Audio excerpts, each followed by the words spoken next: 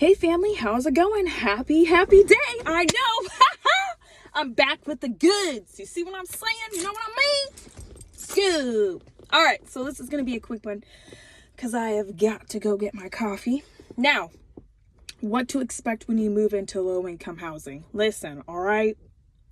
Be expecting to have some neighbors who have mental disabilities. They could have substance abuse problems.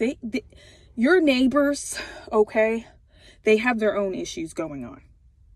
Now, everybody has a story. Everybody has a past they come from. Everybody's working on their own shit. I say that to say this. I've heard a couple of people tell me, I'm too afraid to move into a low income. I'm too scared to move into a homeless shelter. I'm too nervous to move into subsidized housing. Olivia, I'm so scared. I don't know what to expect. Listen, it ain't going to be a cakewalk. Okay? And remember, it's temporary. All right? You should not be comfortable in low income housing. Okay? Feel me? Now, be expecting for the neighbors to cause problems, okay? Be expecting for the neighbors to throw parties and keep up with the Jones. Be expecting your apartment manager wanting to inspect the apartment, every 6 months or whatever. Be expecting for the maintenance not to be on time to fix your shit, okay? Be expecting that. Be expecting that, but you can prepare for it mentally. So if you're getting ready to move into subsidized housing, tax-based housing, Section 8 housing, I'm telling you, I know what's up, okay? Put in all your applications way ahead of time. Do not wait around for other people to do the paperwork because ain't nobody gonna do your own shit. Now, be expecting for the cops to be hanging around at low-income housing nonstop. If you don't park in your own parking space, if you have a vehicle, be expecting to get a warning label on your vehicle telling you to move it or tow it. You know what I mean? Because they'll tow your ass. They will tow your ass if you are not parked in your own parking spot. If your guest is not parked in a guest parking spot, they will put a warning label on your windshield, window, or whatever, some sticky ass bullshit that's going to take you 6 months to get the fuck off. And they will tow you, possibly. So don't tips, all right? Experience from the past. Now, keep in mind all of that. Keep in mind, if you are dropping off trash outside of the donation bins, outside of the recycling bins, the dumpster bins, you will get a warning for that. Other neighbors will get warnings for dumping their shit off and then the maintenance having to clean it. They will charge you extra, okay? Be expecting when you move into low-income housing or subsidized housing, you may not have a washer and dryer. If you do not have a washer and dryer in your unit, family, I cannot stress to you, please get a portable washer and dryer. Please get a portable washer and dryer. They do not allow people to hang their clothes outside on the balconies. They do not allow people to air dry their clothes outside in the yard areas. They do not. Be expecting you cannot have cookouts in your backyard or on your back balcony if you have one. Okay? These are all tips and things I had to learn in the past going through the process when we were going through the process. If you don't follow these rules, they will give you like a written up warning or something for your file or whatever the case may be. But be expecting this shit. It ain't gonna be no cakewalk, okay? If you live upstairs, remember, the neighbors downstairs, they can hear every cough, every sneeze, every sniffle. So just as long as you are in the quiet time hours, whatever hours they tell you in your lease, you can do whatever you want throughout the day. But once quiet time hours come rolling around, and don't worry about the complaints from the neighbors, because the neighbors could complain about God's greener earth every motherfucking single day. You ain't got no time to be stressing yourself out about noise complaints. That's the last thing you have to have on your damn mind, okay? Moving on, the utilities. you have to pay for the electricity. Sometimes you may have to pay for insurance for your unit because it's probably in your lease stating you have to pay insurance, and insurance for a year, I believe it's like $150. I know somebody right now, she's living in subsidized housing Section 8, and she pays over $175 in insurance. Now this covers, I'm gonna use her as an example, my friend as an example. She was living in Section 8 housing. She had a really bad leak in the bathroom. When I say bad, okay? And a pipe had busted in the bathroom, like in underground, okay? And it was just leaking nonstop water from the bathroom to the living room to her master bedroom. And it was a big problem. The mold was getting in the walls. They had to move her out of that unit and move her into a hotel for 8 months. Her insurance covered that, okay? And they paid for a hotel for 8 months. They paid for everything. They paid for her to move out. They paid for her for a new unit to move into. They covered the moving in costs. They covered the cost to relocate her to another unit. So look into your paperwork. If you have to pay for insurance, there is no cutting corners. You better fucking pay for it. If you can't pay for it, find a resource to help you pay for it.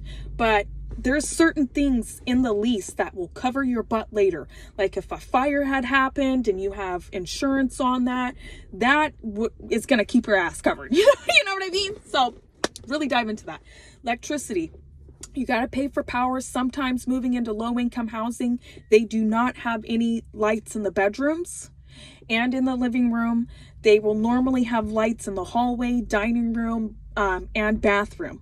So keep that in mind. If you need to get extra lamps and shit like that, or wall lights or LED lights or whatever the hell you want to call it, please do that. Because sometimes these units do not have lights in certain areas of the unit because of the power, the major factors, okay? The building we were living at, the apartment complex we were living at in the past was built in 1973. So you're going to have some 1973 problems, you know what I mean? You're going to have some 1973 problems. Ain't nobody playing, nobody, you know what I mean? Like, listen, hold up real quick before I start diving in real deep here. So when I used to run the washer and dryer at the same time, my portable washer and dryer at the same time, okay? I had to use one at a time because the brake panel or whatever you whatchamacallit would be swipping on back and forth and whatever, all the lights. Listen, like one winter we have base wall heaters. So you may have baseboard wall heaters, whatever you want to call it, old school style, baby, old school. And we had those on, and I didn't think to turn them off and whatever. And we were running the dryer and the washer. Guess what happened? Yep, I know. I know. And it was in the middle of the night, okay? And it was freezing cold in the winter. The whole unit lost power. Not only my unit, but the unit across from us. And not only the unit across from us, the unit on the other side, on the left-hand side. Remember, there's plenty of units in apartment complexes, okay? Half of the units in the apartment complex were out of power. Now, the power guys had to dig up out of ground because the power box was so old. It's so old, it's not able to run how it's supposed to run. I said, oh my God, we were out of power until the following morning. Okay, so keep in mind when you are in your unit, like, do your due diligence, figure out when this gangsta was built. Ain't nobody gonna do your homework other than you. You know what I mean? Okay, and another thing too, if you have a mailbox or whatever, people like to steal mail. Make sure your mailbox is closed and scooped. And make sure you're getting your mail on time. Sometimes the mailman may deliver other people's packages and mails into your spot, because they like to be doing that around here. Just walk it over to your neighbor or put it on the outgoing mailbox. You know what I mean? Oh, and another thing too. Here's another tip and another trick I have learned, and from other people's experiences, okay? Now, the free clothing bins you may have in your apartment complex, Section 8, subsidized living, neighbors will donate really great stuff. Don't be afraid to go over there and look around and see what you can get for free. Clothes, it could be Christmas trees, Christmas lights, any type of things like that.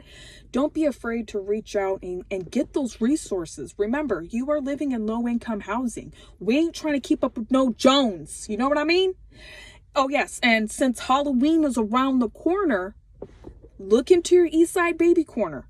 Look into your Salvation Army, Value Village. Listen to this, okay? Not too long ago, I went into Value Village and bought all 5 of my kids' Halloween costumes for $25. That's a lightning deal, baby. So do not be ashamed. Don't be too scared, too proud, too none of that shit. You know what I mean? Oh yeah, and so another tip too, if you need car seats or any booster seats, any kids shit, it's out there. Go to OfferUp, go to a Facebook Marketplace, hit up your Eastside Baby Corner. Do your due diligence. Don't be afraid to reach out. Don't be scared. You know what I mean? Don't be discouraged or none of that shit. And then here's another tip. When you are moving into low-income housing, okay? Now, everybody's going to be all up in your business. People want to know who you are. Distance yourself from the neighbors. Don't be making buddy. Don't be hanging out with keeping up with no Jones. Don't be getting off track and shit because everybody else is doing it. When everybody else is throwing a party and shit and drinking and having a great time on the weekends and crap because they know the apartment manager, landlord / maintenance people ain't no police around here to report no shit. Okay? Don't be eager to be partying with your downstairs neighbors, upstairs neighbors, across unit neighbors, whatever the case may be is. You have to be on grind mode, okay? Yeah, slurp on a little bit of wine, like slurp and slurp, you know what I mean? On your own free time. Do shit in private, grind. Take care of yourself. Take care of your mental mindset. Take care of your physical health. Take care of you and your kids and you and your kids if you have kids or if you have animals. Take care of your shit first. Remember, low-income housing is a stepping stone. Do not forget that shit. It's a stepping stone. Police and shit like to hang around low-income housing. That's how your neighbors, most of your neighbors, are up to some bullshit. Okay? You cannot be into that bullshit. Do not keep up with the Jones. Do not keep up with the Jones. Okay? Don't be buying shit that you do not have no business, no need to be buying that shit. And y'all know what I'm talking about. You know what I mean? Don't be in no low income, drinking on Hennessy and shit, wearing Nikes. Listen, we all want that shit.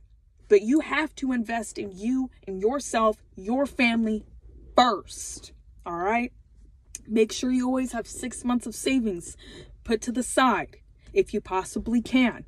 If not, start off with a few $100. If you can't, work your way into it. I don't care if you have to save $10. Okay? At least it's a start. Build yourself up to $1,000 in savings. Like you can do it. There's resources, there's tips out here. If you need help paying for the rent or energy assistance, do your due diligence. Call around, do a lot of phone calls. Call your resource places within the county, within the city. People know shit. And here's another tip for low-income housing. If you're ordering from Amazon or eBay or any of that scoop, make sure you are home when your packages are dropped off. Make sure you have a doorbell. Yes, I'm telling y'all. Get a doorbell camera. It's only like $50-$60. Sometimes you could get them for $20. And you better mount that shit to the front of your door. You better have a camera looking out your dining room window. Because these homies around here, they like to post up, wait up for Amazon to be around here. And you know holidays are coming and shit. And they like to take your shit. So don't be a victim of that shit. You know what I mean? Be home when your packages are delivered. If not, you better tell them, hey, hide it underneath my sofa or whatever outside. Like, hide it behind the treasure trunk outside. Like, this is a spot for packages. Make sure if you have to put a code on a box for them to drop off the packages and you tell them the code, then that's what you're going to have to do. Because these people around here, they like to be stealing shit. Make sure you lock your car doors if you have a car. I can't tell you how many times somebody has had their shit broken into. Take your shit out of the car that's valuable. Because they'll take off with your shit. You don't know who fucking did it. And guess what? You got a motherfucking broken window and you got like an Xbox or whatever stolen out of your vehicle. Now you mad. All right? Make sure you take all your valuable shit out of your car. If you can't lock your car door, even fucking better. Just make sure you don't have anything valuable. You know what I mean? Anyways, I love you guys. I'm going to get out of here. I hope I see you guys a little later.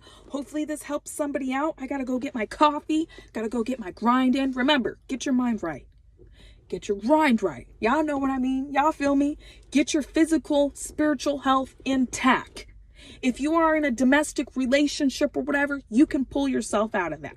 Just know that. There's resources, tips, and helps and advice out here. Grab it while you can. I love ya.